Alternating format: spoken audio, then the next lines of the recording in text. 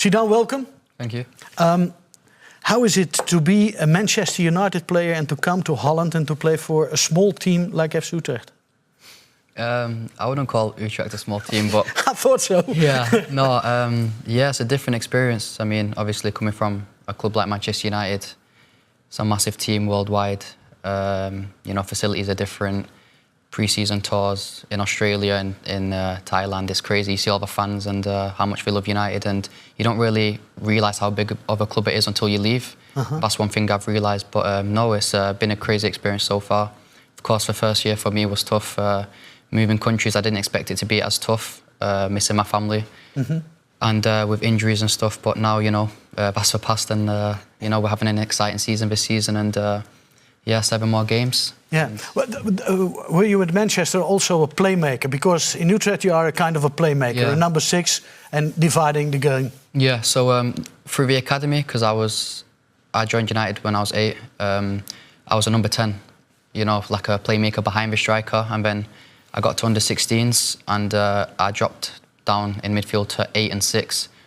And my preferred position is number 8, like box to box, but I don't mind doing 6 as well because I get the ball and I like to dictate play and control the tempo of the game. So I can do all 3 in midfield, but whether coach needs me and whether team needs me, I don't mind. But if you're a box to box player, don't you miss the intensity you got as a player like that? Yeah, well, of course you have different type of box to box players. Where I lack intensity, I think I read the game well, so I understand where to be, how to intercept plays, and late arriving into a box, you look at Paul Scholes and these type of players. Thiago from Liverpool, that's one player I look up to a lot, watch his videos, and he's not obviously a big midfielder like your Paul Pogba's and stuff, or your Yaya Torres.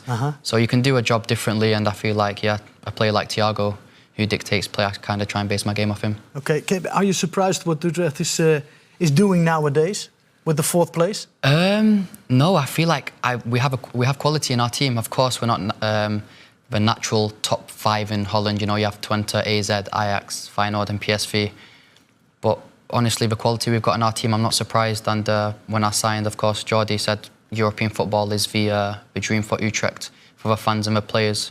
So, 7 more games, let's see what's happening, because it's exciting. Yeah, tell me your story, because you've been born in Manchester, but you're an Iraqi international. Yeah. So my mother's Iraqi and my dad's from Pakistan, which a lot of people don't know. So I'm only half Iraqi.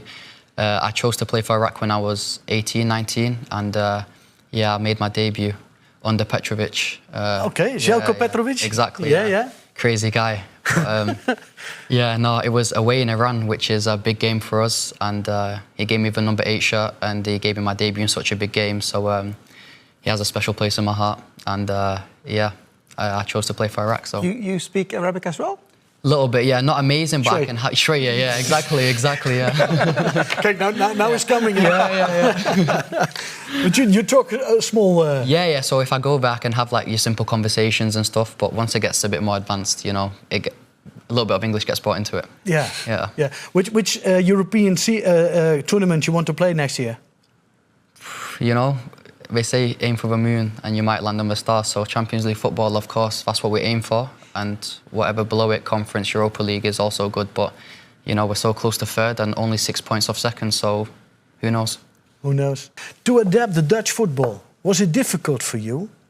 Yeah, not too difficult, but of course, coming from England and Holland, it's European football at the end of the day, similar, but it's still a bit different. And for me, it was more off the pitch. And off the pitch affects a lot on the pitch. I'm a really big family guy, my mum, my dad, my brother.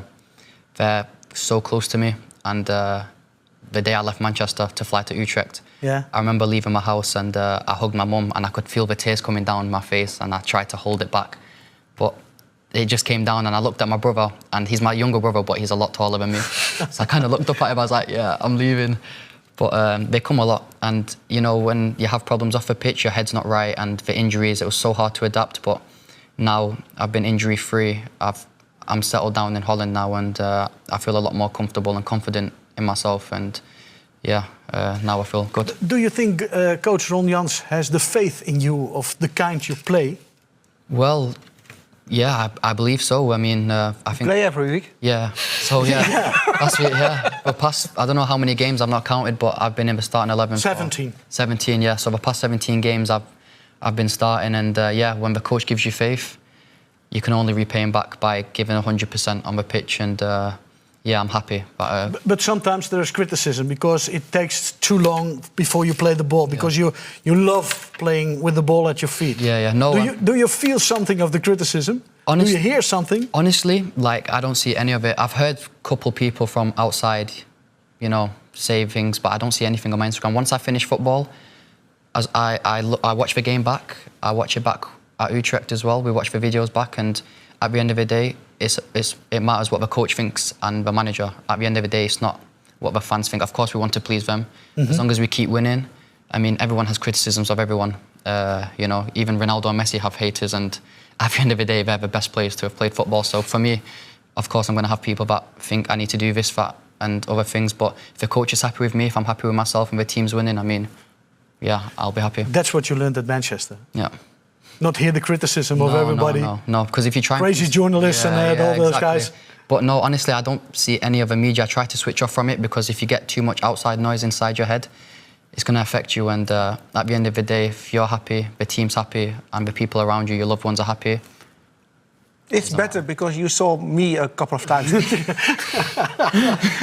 He's a criticism. Yeah. No. It's not, I'm not criticizing, but in the way that you play, I think you're a very good player. And I said it also a couple of times. But if you can play it faster or behind the strikers, I think you can be in more influence for the game. Yeah, yeah. Because sometimes it goes too slow. Yeah, yeah. The other team, the opponent, can go back, drop back. And so the one against one on the side is not possible anymore. Yeah, so I think you can do much more also. Yeah. To be fair, Willem, he's like the midfielder coach as well.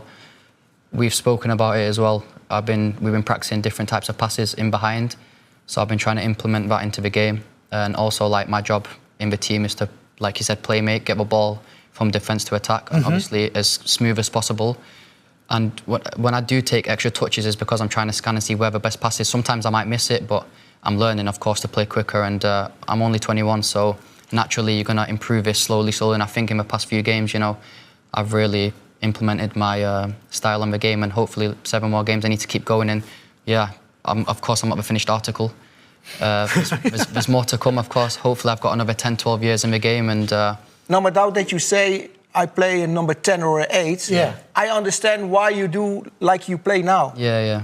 So because it's a different position and asking different tasking from you. Yeah, of course. So like when I was 10, it was more around the box, beating your man, 1-2s. Yeah. So you look, but when you're 6, you have to play between the lines quicker, of course, and you know you have to see that. But yeah, I'm still trying to adapt, of course, and yeah, hopefully I'm learning, and hopefully I'm showing it on the pitch.